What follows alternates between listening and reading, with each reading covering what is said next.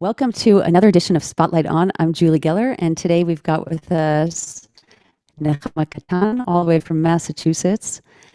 I'm so excited to have you, Nechama, because you are somebody who, in your day job, is a data scientist.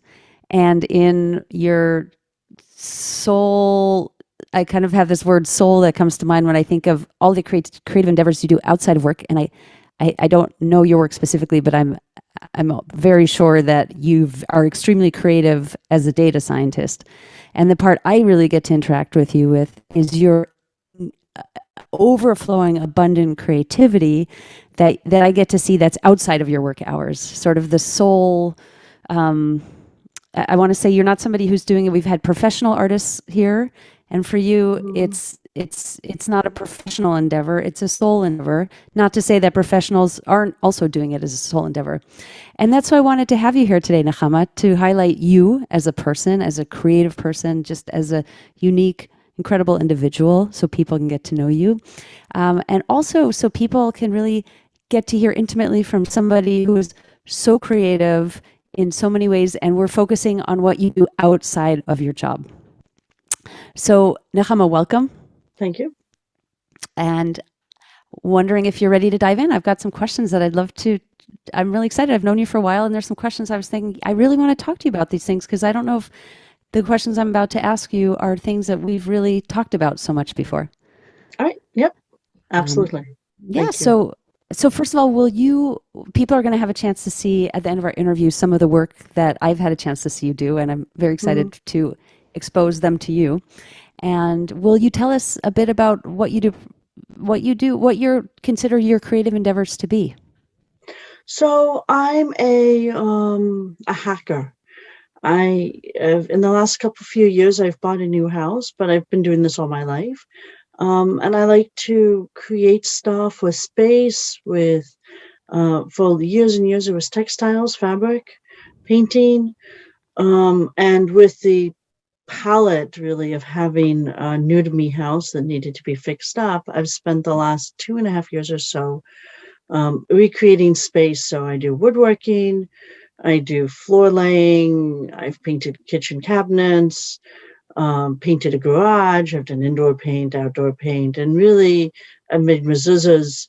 The big stuff and the little stuff, all of those pieces that define the space that my family and I live in, as well as things like scarves and knitting and other activities. I like to think of it as being creative, or thinking with my body and my hands. Sometimes if you're doing something in 3 dimensions or something physical, it's a totally different experience than if you're just thinking in your head.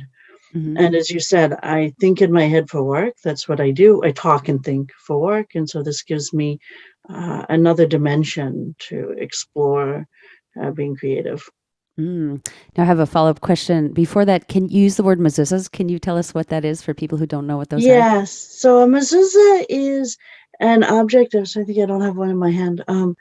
That Jews put on the doorstep, on the doorposts, and it's from the story of Passover. And the idea is that you have a scroll in it that reminds you of the existence of God. But when I moved into my new house, I had just done a mindfulness training actually at work.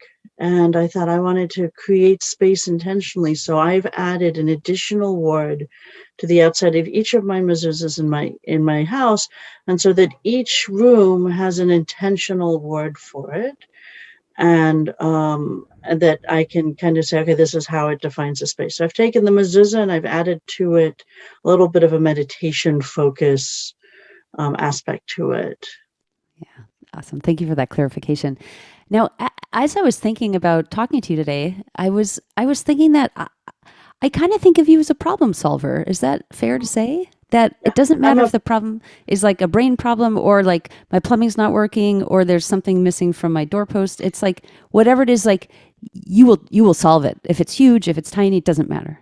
Yes, I'm a professional problem solver. That's what I get paid to do. And I do it very, very well. So this gives me the woodworking in particular, because it's a new hobby for me, or a new craft for me. I've only been doing it actually just exactly a year this week. allows me to really kind of explore, wait, I don't know what I'm doing. How do I fix whatever step I'm at? Mm-hmm. And do that problem solving again in 3D with a physical object. So does your creativity, and I've never thought about this, I'm just thinking about this now, does it always start with a problem? That there's a problem that needs solving? Not necessarily a problem that needs solving, but an idea that needs exploring. Mm. Mm-hmm. So I'm gonna, at the end, I'll show you guys some pictures of some of the actual physical work I've done, but also read you an essay that I've written. So it's always about a concept or an idea that needs to be sorted through. Mm. And so that's mostly my creative process, is taking those ideas and concepts and saying, all right, how do I put together multiple pieces? I read a book a couple of years ago called Generalist, How Do You Survive in a Specialist World, or something like that.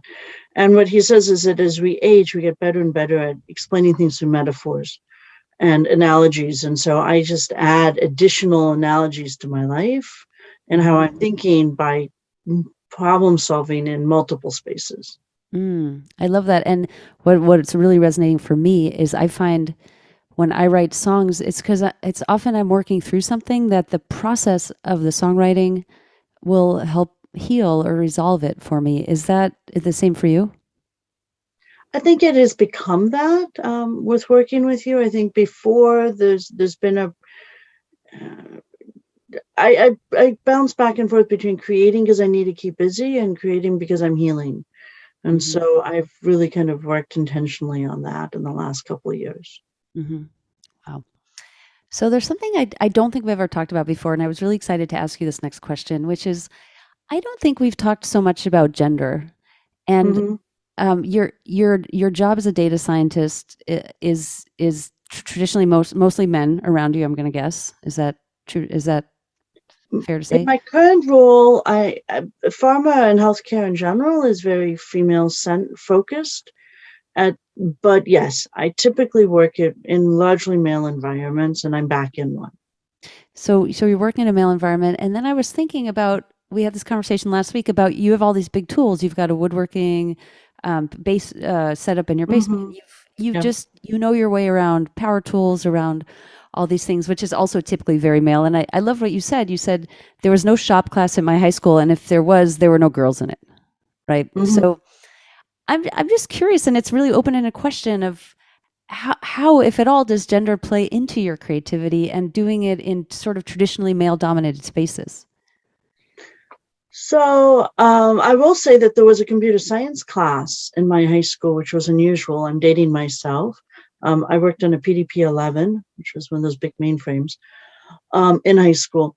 And I was the only girl in the class. Unfortunately, I was the second girl to have taken the class. And unfortunately, when my older daughter went to high school, she was also the only girl in the class.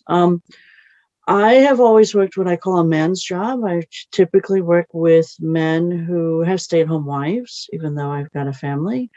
Um, And and I quite a grew up large with family, I will add. what? A Quite a large large family, family. yes. You've Yes, I got have a a number large of number of kids. children, and they range in age. My oldest children are launched and young adults or not so young adults, and I have a 9-year-old at home as well. And Uh, just tell us how many kids do you I have? have 6 children, so I have 2 in their late 20s and 4 between the ages of 9 and 14, almost 14 now. So I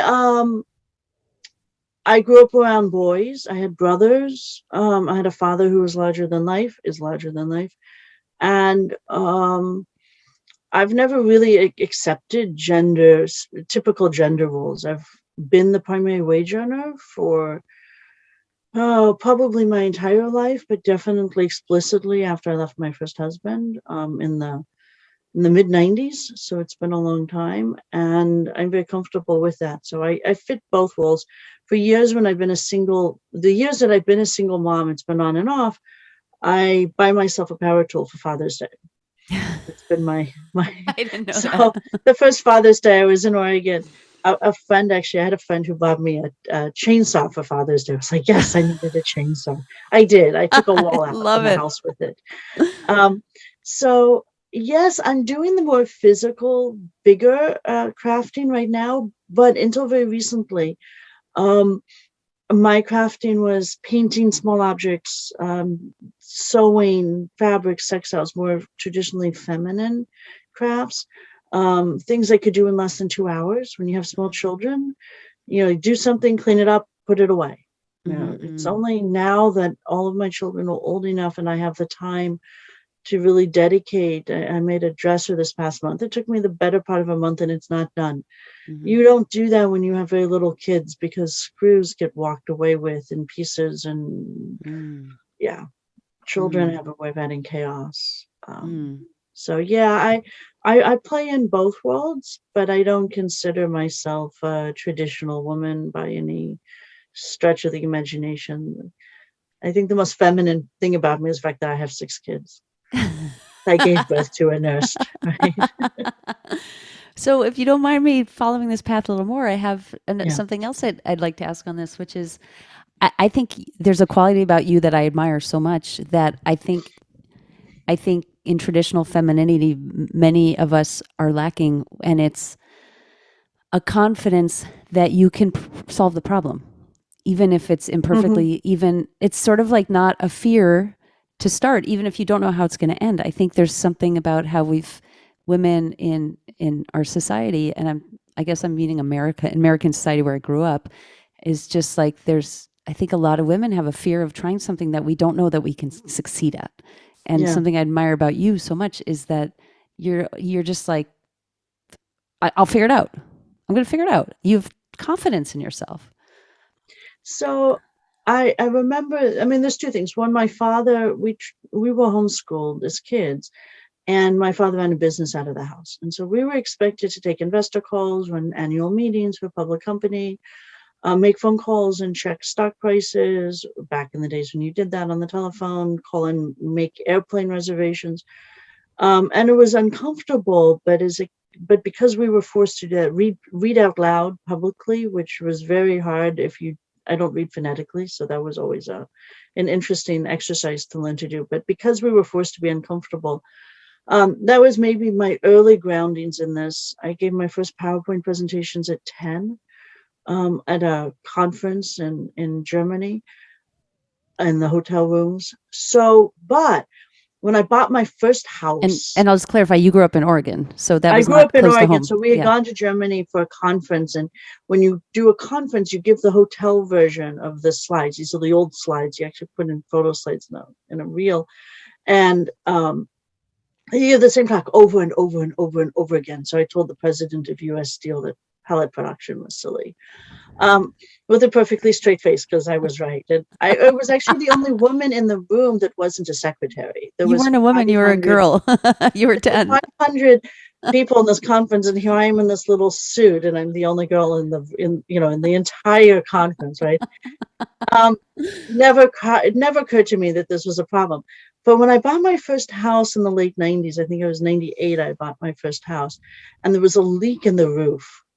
It's a single story ranch, and I'm like, okay, climb up, patch the roof, get some goop, patch the roof, and do it. And I had this total panic attack. I was like, oh my God, I can't do this. I can't do this. And then I was like, wait a second. Any guy would be able to do this. Just, strap them on, climb up on the roof, and do it. So and I didn't have any money to go hire a roofer. So I figured out how to do it. And that really solidified in my brain this idea that women don't feel they can do something until they've done it successfully twice, which means they don't do it at all. And there's usually somebody around in your life, a father, a brother, a husband, something, that does it. But in my life, there really wasn't. And so I learned to do it. Not everything. I've had, plenty of people help me, and guys help me too. But I've explicitly challenged myself when I've panicked and said, oh, I can't trust it. Hey, come on. Any guy would assume that they can do it just because they own the tools. So is that something you came up with or you read somewhere that women is that No, that's something that that roof experience just kind of hit me. yeah. Yeah. Um, I was just thinking, this is silly. Why am I so insecure about slopping some goop on a roof? I mean, it really is Yeah. slopping goop on a roof. So what would you say to the woman who's listening now, who's like, I'm so far away from having that type of confidence in my physical abilities that Nechama has. Like, what would you say Yeah. to her? Well, there's two things. First is just try, right? And try small. I think that sometimes we figure, well, we can't build a house, so why would we fix a roof? And there's always something little you can do. And in all of the work that I've done in terms of building and creating, I've started with one little piece. And okay, maybe I know that skill, or maybe I need another skill. So I did identify that next skill and say, okay, how do I make a smaller version of it? Hmm. And you'll see that in some of my work later. So if you can chunk it, and I say this to people at work too, at work, you're all the time faced with problems that you can't actually solve Hmm. if you've got a challenging job. And so the trick is to break that job into tiny little pieces, and then you can figure out how to do it. So, and anything can be solved that way. And then So, give yourself yeah. grace, right? An 80% rule. Nothing I do is 100%. And with COVID, I'm lucky to get to 70%, 80 on a good day. Hmm. Anyone can do anything 80% right. Hmm. Nobody notices the last 20% except for you. Hmm. And even if you notice it or someone else notices it, who cares? It got done. Yeah. 80% done is better than not started. Yeah. And I love how you'd say break it up into the tiny pieces because it's like we can all do that next tiny piece. Like I can go to the hardware store. I can do that piece. All right, then I have it. Yeah, Then what's next? buy a screwdriver, watch a YouTube. There's so much on YouTube. Yeah. You can do it. It's just a matter of knowing that you just do it one little step at a time. You don't have to know how to do the whole thing. Just, hey, go, what are the distinct little steps? And maybe you're not patching a roof. Maybe you're putting you're stapling something on a uh, Christmas a box, right? Hmm. A toy. Yeah. Gerbil toys. I do a lot of building with gerbil toys because my kid has a gerbil. Yeah. So I've got one last question for you, and Mhm, then we get to see. I know you've prepared some of your work for us to see and something for us to retest as well. mhm. My last question is I know we've talked a lot over the years about vulnerability, and I'm wondering if you can speak to us a little bit about where that fits into your creative endeavors.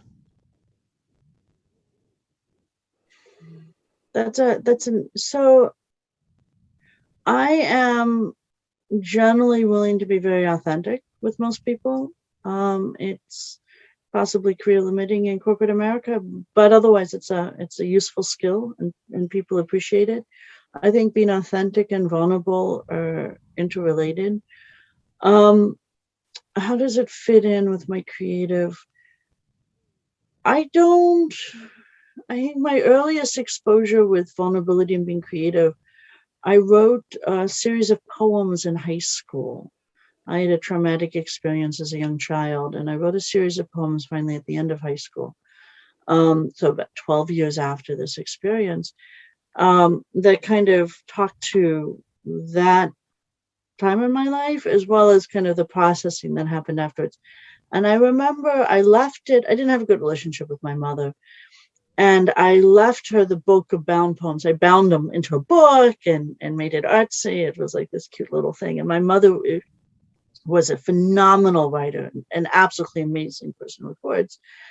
And I left it on her office desk. I think that's how we communicated, was through her office, right? Her home office desk. My mother had a home office, and went away for the weekend. And she called me. When I connected back up with her on Sunday when I got home, she said that she was amazed at my ability to be vulnerable because she wasn't. She had also been part of that traumatic experience, and to her, it was not something she could ever speak about or talk about. And I hadn't actually started this in the whole arc. She passed away a few years ago, and I think the fact that she wasn't willing to be vulnerable with herself was really made her life extremely hard, Mm. right? So there's that sitting with something. But as you'll see with the piece I'm going to share, I grew up with severe learning disabilities. I was never going to succeed anyway. So this fear of failure wasn't something that's ever been part of my life. Mm. I started off, I Like failed to start with. you already there. So Yeah. I was already there. So Yeah. when you fail at 4, you're like, whatever. So anything you do after Anything's that up. is kind of is uphill. And so I don't have, I was thinking a lot of people fight with perfectionism. Perfectionism was never an option. Mm. I wouldn't get Mm. out of bed if I had to be perfect. Mm. So Mm. being vulnerable is less important. But also I think that so much of what I do is around teaching other people. And if I'm not willing to be honest about kind of my process and my thinking, then I'm not teaching. Mm-hmm. And it's about teaching my children Mm-hmm. first and the people I coach at work, Yeah. the people who report to me at work when I have direct managers. So it's around coaching and teaching, and they need to know that it's hard for me, Yeah. because everyone says, "Oh, but it's easy for you, Nechama." I'm like, nothing's easy. Yeah. And I want to say I love how you seek out women in data and mentor them. How Yeah, I've watched how I haven't seen you mentor people, but I've watched I've witnessed how important that is to you to teach your yeah. kids and to teach women who Well, are and rising up in your field. I have children who are women. My oldest daughter is a woman in computer science. Yeah. And I taught I gave her first internships. And so that was, um, I was running a small business and contract to Xerox, and she worked for me. So Yeah. and my youngest daughter, I taught her to write web pages. So, or coached her through a web page writing class. So Yeah. yes. Wow. So it's, if I'm not, people are afraid of trying new things. And if I'm willing to admit that it's hard, then I think they're more willing to try. Yeah. Yeah. And I think that gives all of us strength. Hearing you say that and just being vulnerable enough to say, yeah, this is hard for me. This wasn't None of easy. it's easy. No, none I of worked it's hard to easy. get where I am. But the joy of getting there is so much fun. Yeah. And you get Yeah. that joy at 80%. Don't forget about 100. Forget about 100. 80% gets you there. Oh man. So I'm really excited now. We get to really see and experience some of what you've created. So do you want to, are we going to start with tell me the order and We're we'll going to get, start with, if I can share, I've got a slide deck, yep, a slide. So, right, welcome to corporate America, PowerPoint slide type thing. And then if I can share, then I will share that. And then absolutely. I'm going to read a piece that I put on my LinkedIn, because one of the things I've been doing while working with you, Julie, as you know, is kind of integrating my diagonally parked universes. I had my home life, my creative life, my religious life, my work life, and I'm trying to integrate them a little bit. And that integration's happening largely on LinkedIn, among other places. Great. So let me go ahead and share my screen, assuming I can figure out how to do that. All right, can you see that, Julie? Yeah. All right, so let me close this so it's out of the way. All right, so just really quickly, this is an exercise and a practice of creating. I really think of it as thinking and learning with your whole self, so your whole physical self, your whole emotional, mental self. So I started off artistically, really painting. I painted as a child. I went to art classes, and when I bought as I said, my new to me house, the kitchen was old and grungy, so I added joy to it.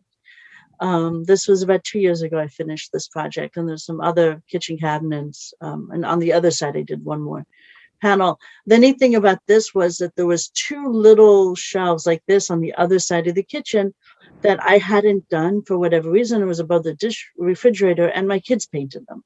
Oh, Um, so that was fun. cool.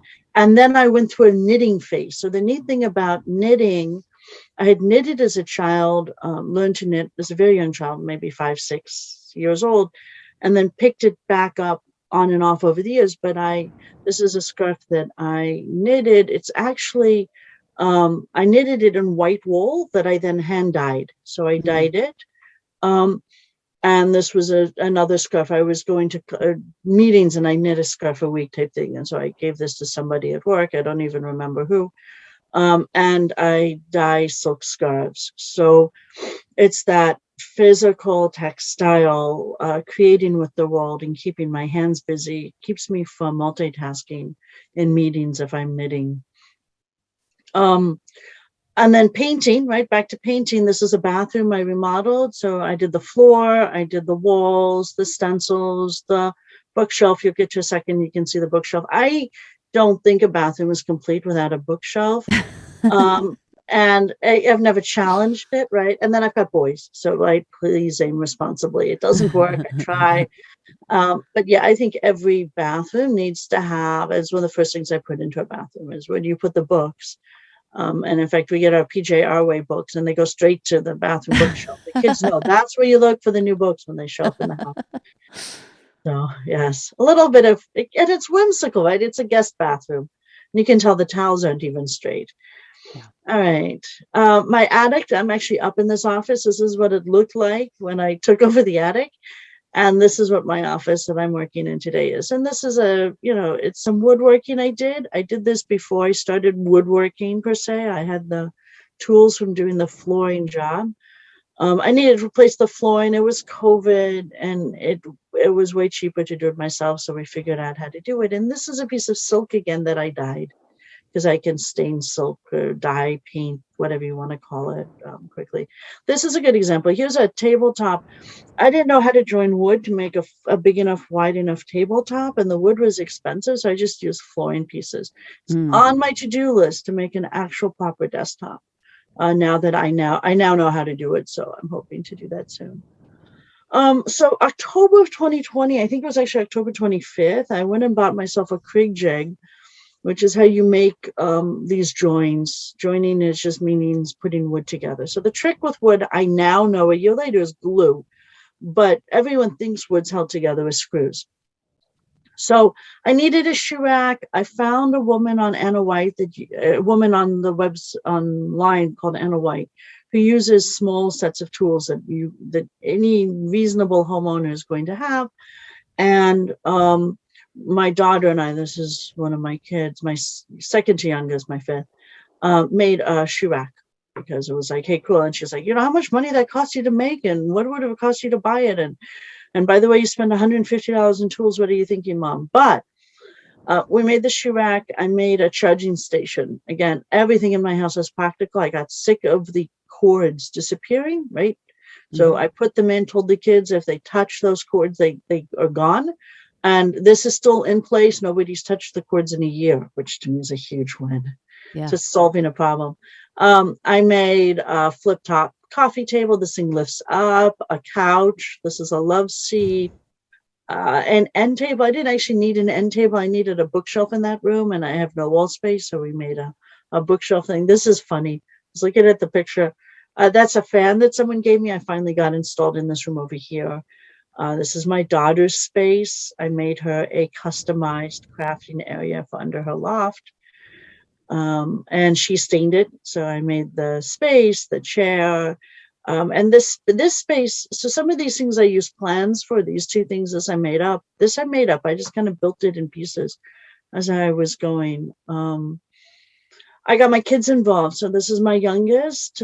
He wanted a shelf for his pets. He has a bunch of stuffed animals he calls pets because his sister has real pets. And my daughter, this picture I keep because when I started woodworking, my daughter looked at me and said, can I use the power tools? No one lets me use power tools. And I thought, oh my God, here I am with a girl and I've never let her use power tools. How could this be? Right. So this is to remind people, first of all, to ask. People forget to ask, hey, can I try that? Right. And we've lost the art of learning to ask for what we need. Particularly girls aren't encouraged to do that. And then just go try it. So offer it to people because it never occurred to me to offer. So she's a power tool pro now. She just borrows the power tools. And then I moved outside. So this is, I had a porch. I painted the lattice. You can see my textile work on that. I hung curtains. They're really cool.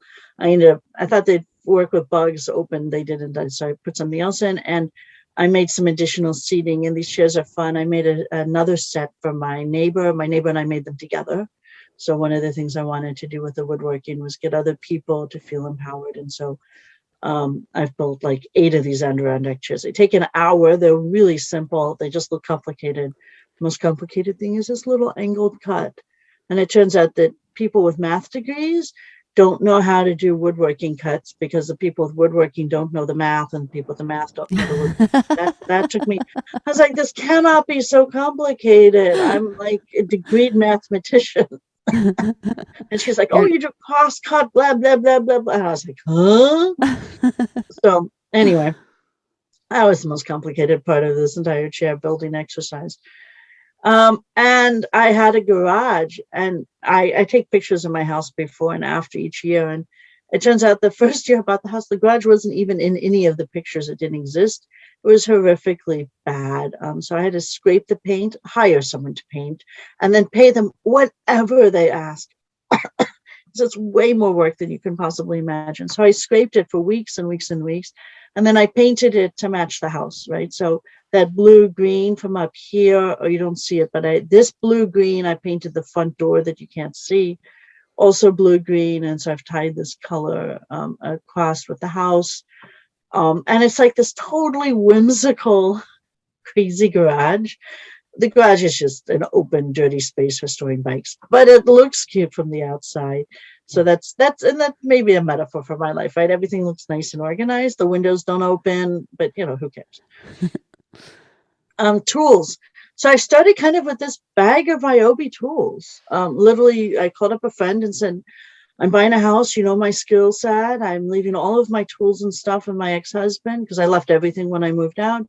And he said, I'll go buy the Ryobi tool set. And then I added a few things. There's a sander, a nail gun, a saw.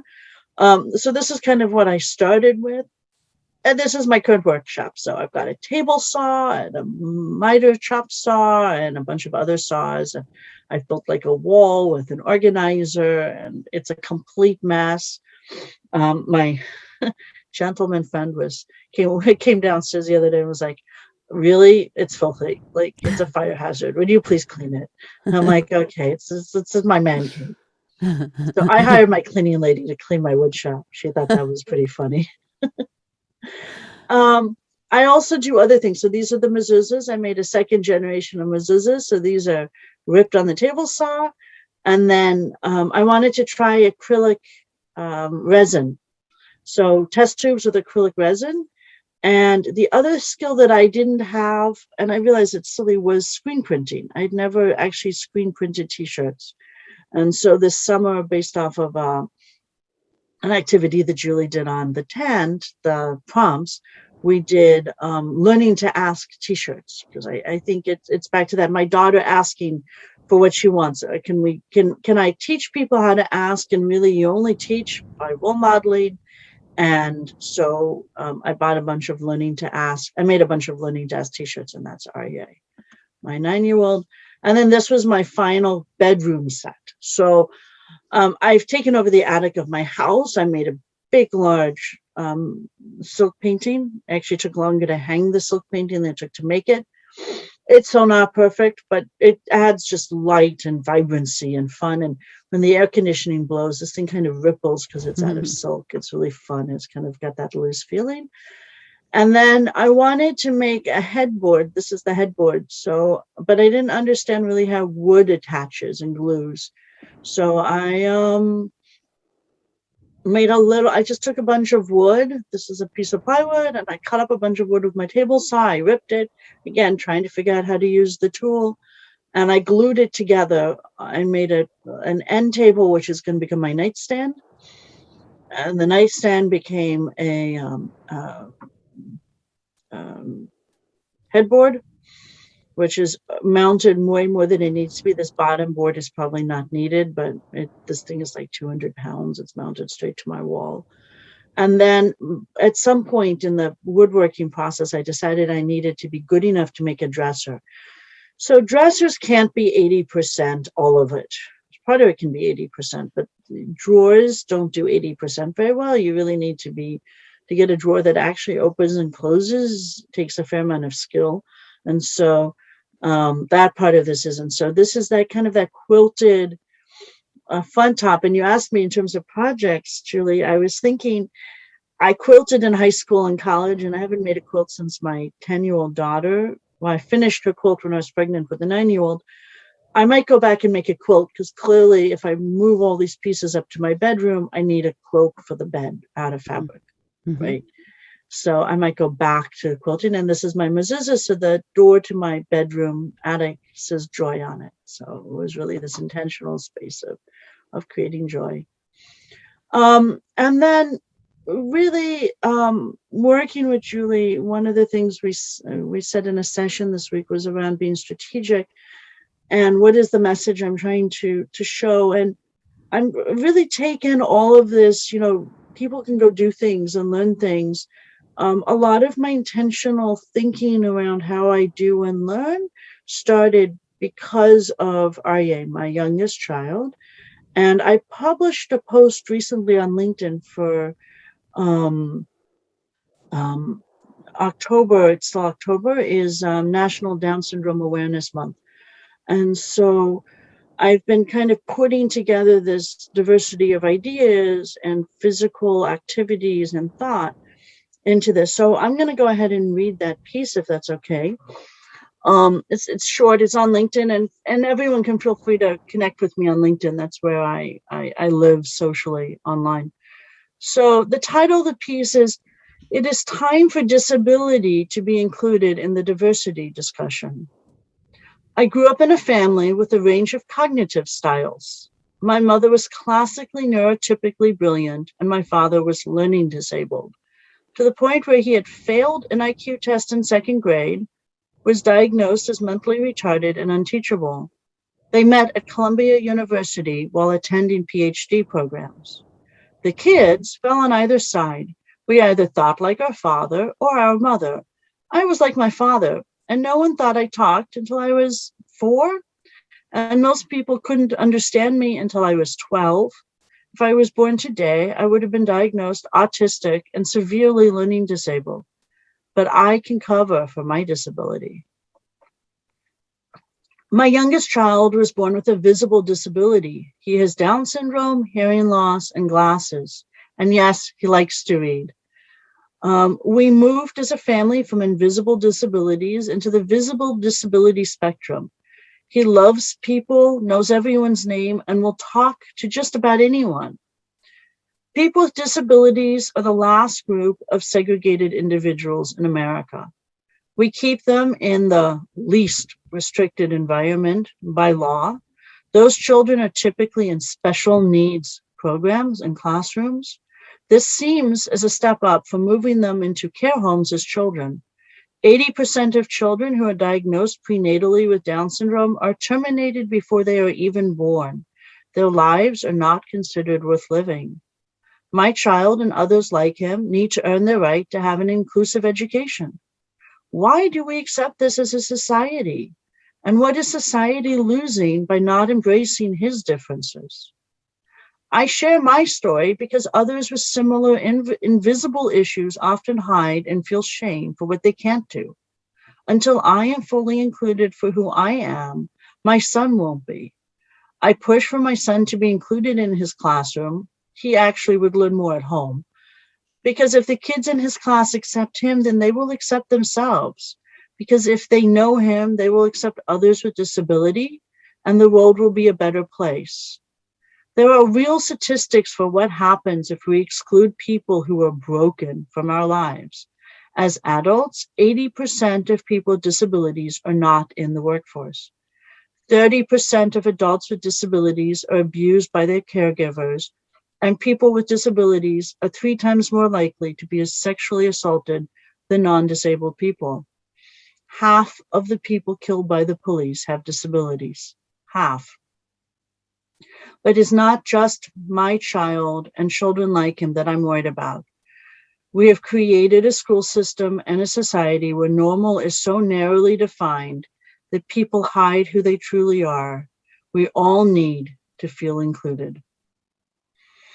So that's the piece that I wrote in Julie's class last month. And my call to action is go practice diversity, you guys. Go outside, try something different in your own life, practice, see how it feels to be uncomfortable when you try to learn a new skill.